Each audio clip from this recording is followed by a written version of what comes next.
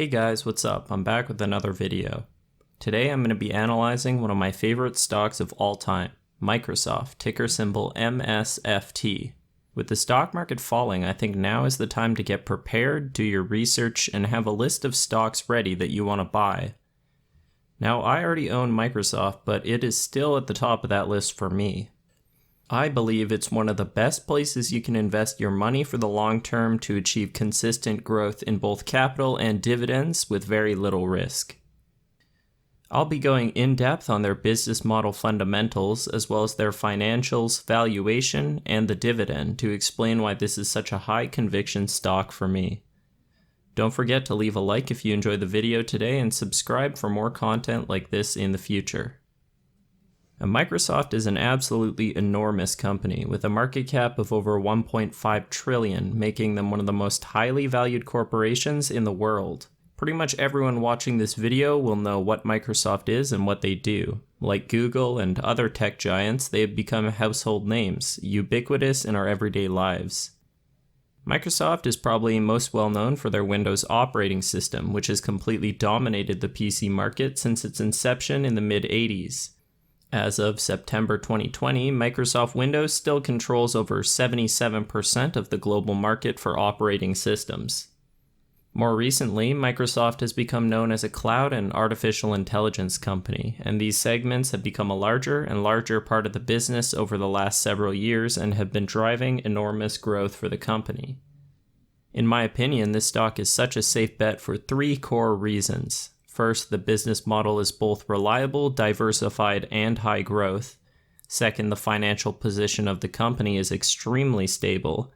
And third, they are unlikely to be disrupted due to their dominant market position, massive cash reserves, and constant innovation. First, I want to dive into Microsoft's business model. Microsoft breaks down their business into three major segments: productivity and business processes, intelligent cloud, and more personal computing. Their productivity and business processes segment is comprised of Microsoft Office products that we're all familiar with, like Excel and Outlook, LinkedIn, which is a professional and business networking service that Microsoft acquired in 2016, and Dynamics, which is their all-in-one cloud-integrated business solutions program. This segment contributed $11.8 billion to revenue in Q4 of fiscal 2020, or 31% of total revenue. Historical performance for this segment has been pretty steady over the last several quarters, with a decent growth of 8% year over year on a constant currency basis. I think that going forward, their core Office products will continue to be a reliable source of revenue, and I am excited about the potential in Dynamics 365 and Microsoft Teams. Microsoft Teams in particular has seen a parabolic growth in usage over the course of the pandemic, and the virtual business communications market is likely going to be a space with many, many years of growth ahead of it. They don't currently disclose revenue numbers for Teams, and at this point it may even be an unprofitable business, but the growth speaks for itself. The main competitor to this product is Slack, which has also posted great growth and by all accounts is a fantastic product. But with Microsoft's Office integration and enormous capital backing, I think that they will be able to carve out a sizable chunk of this market in the long term. Intelligent Cloud is made up of Microsoft Azure and their enterprise services. Growth rates for this segment have been fantastic, consistently in the 20 to 30% year over year for each of the last 5 quarters. Azure in particular has become very important to Microsoft's business and has been the primary driving force behind this revenue growth, with growth of over 50 to 60% year over year in each of the last 5 quarters. At $13.4 billion of revenue, this is now the largest segment, making up just over 35% of total revenue. Microsoft Azure is currently the second largest cloud service by revenue, second only to Amazon Web Services. Long term, I think the cloud market will be big enough to sustain multiple large competitors, and different companies and consumers will use different cloud products that are more suited to their needs. Microsoft differentiates their cloud product with the integration of their various AI services, which can help you build apps, websites, and bots, among other things. Long-term, cloud has been and remains a massive opportunity for Microsoft. More personal computing includes Windows computers, devices like their Surface tablets, and gaming, as well as search ad revenue. Gaming revenue saw very impressive growth of over 60% year over year in the fourth quarter, driven by increased usage due to the stay-at-home orders. I think the gaming category could continue to be a massive opportunity for growth as Microsoft continues to transform from a traditional gaming console business to a more services and digital-oriented platforms. I see a lot of potential in their Game Pass service, which offers access to many popular, high-quality games on a monthly subscription basis, something like a Netflix for video games. Game Pass can be used on Xbox or PC and can be even used to stream games to your phone, which is an emerging market that I also see a lot of potential in. Overall, revenues for this segment were $12.9 billion, or 34% of total revenue. Out of all of Microsoft's various businesses and programs, I am most excited about Microsoft Teams, their cloud products, and their gaming segment. In my opinion, their traditional PC business will continue to grow slowly and throw off consistent cash flow that they can then use to invest in these vitally important high-growth markets. I see massive opportunity for Microsoft in both the consumer space and in the business-to-business market. Microsoft recently announced their intent to acquire ZeniMax Media, which owns Bethesda Studios, creators of many popular video game series like Fallout and The Elder Scrolls. I really like to see this kind of activity from Microsoft, and I feel that this is a much better fit to their business than TikTok would have been, while still strengthening the consumer side of their company. This acquisition means that Microsoft now owns 23 creative studio teams and will be able to release new games from Bethesda on the day they are launched through their Game Pass service. Overall, Microsoft has shown resilient financial results over the course of the pandemic, with much of their businesses benefiting. An economic recession still represents a threat to their business as they are highly tied into the broader economy, but they will also continue to benefit from emergent and existing trends through their cloud products, Microsoft Teams, and their gaming business, which I believe will continue to perform very well. A weak job market will impact LinkedIn, and a weak advertising spending market in the short term will impact their search business. Historically, their financial results have been stellar as well, with a consistent track record of growing revenues, profits, and free cash flow at double-digit rates. Looking at a chart of their historical revenues, you can see that this is one of the most consistent, up and to the right charts you will ever see. There are a few brief periods of revenue flattening, but overall, revenues have increased 3.5 times since 2006.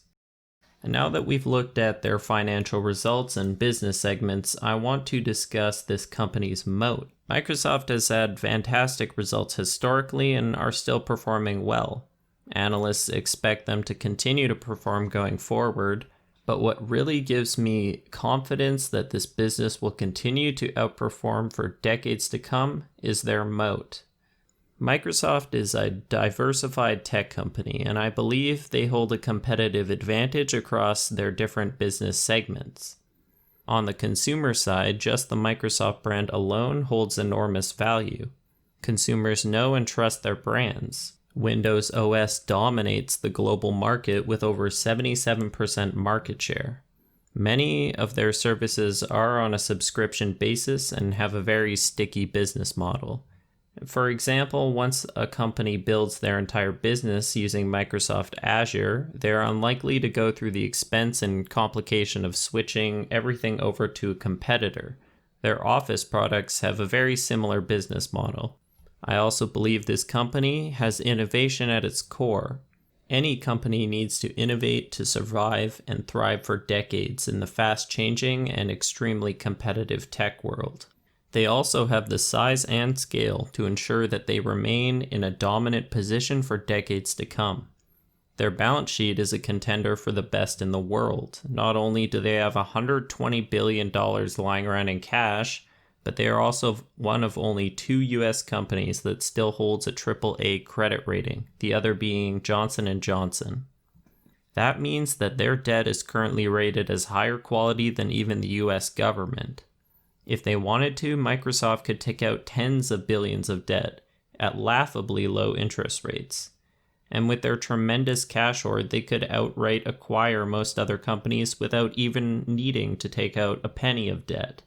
This incredibly strong financial position gives Microsoft a tremendous amount of power and flexibility.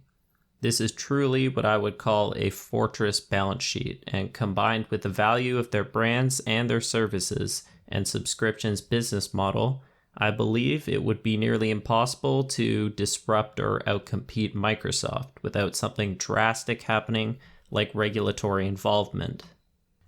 And that brings me to the valuation. Currently, Microsoft is trading around $200, and there is no question that it is at a premium today, even after dropping 15% from an all-time high of around $230. The question is whether that premium is justified. Given the quality of the stock, I do believe it deserves to trade at a premium, and even at these levels, I actually don't think the stock is terribly overpriced, though I would certainly say it is at the very least fully valued. The trailing PE for this stock is nearly 35 right now, and though they are expected to post nice earnings growth of 12 to 14% per year over the next 2 years, that still leaves the forward PE for this year at 31 and for fiscal 2022 at over 27. Analysts expect earnings to grow at a rate of 15.2% per annum over the next 5 years, and I foresee double-digit growth for this company going out for over a decade. This company does also have a history of beating expectations, so it may be that 5 years from now we'll look back and realize that this stock wasn't nearly as expensive as it appeared to be at the time. Ultimately, even at current levels, I think this stock will still outperform the broader market over the next decade. And for me, this is simply a position that I need to increase. Ideally, I would like to start purchasing in the 185 to 190 range and hopefully have the opportunity to average down. I don't think it's really likely, but if it were to get into the 160s, I would really start to allocate capital aggressively, and if it ever gets near my cost basis of $141, I will absolutely load the boat with this stock. I would say that this stock is a buy on a long-term basis at anything under $190 per share. And finally, I would like to discuss the dividend.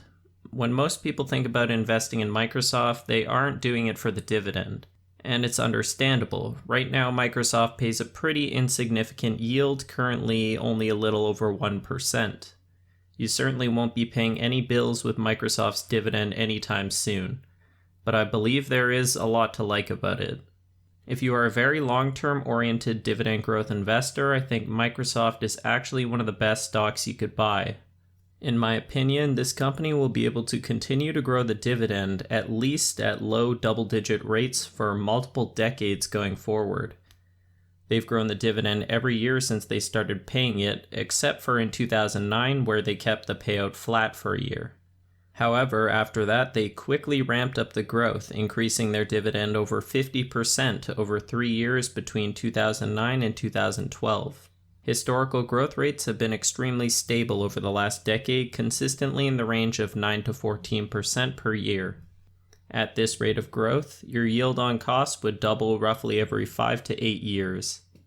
You can see from my yield on cost calculations here that even after 10 years, the yield would still be pretty low, around 2.7% to 4.1% if they kept up their historical growth rates. But after 20 years, the yield on cost starts to look pretty attractive, and after 30 years, there's no question that you'll be yielding a significant amount on your initial investment. The dividend is also extremely safe. In my opinion, it's without a doubt one of the safest in the world. Microsoft has a very low payout ratio of around 1/3 of forward earnings and 30% of trailing cash flow.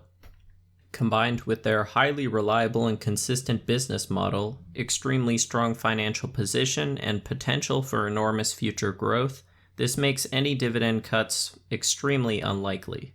Even if earnings were to suddenly stop growing or were flat to declining for several years, Microsoft would still be able to continue to grow the dividend if they chose to do so. If I were to rate Microsoft's dividend, I would give them a C for current yields, an A for growth, and an S for safety. For long-term dividend growth investors, Microsoft is a stock you should really consider adding to your portfolio. And that's everything I wanted to discuss in the video today. If you made it this far, I want to thank you for watching. I hope you guys enjoyed. If you did, don't forget to leave a like and subscribe for more. If you've got any comments or suggestions, feel free to leave them in the comments below. I'll see you guys in the next video.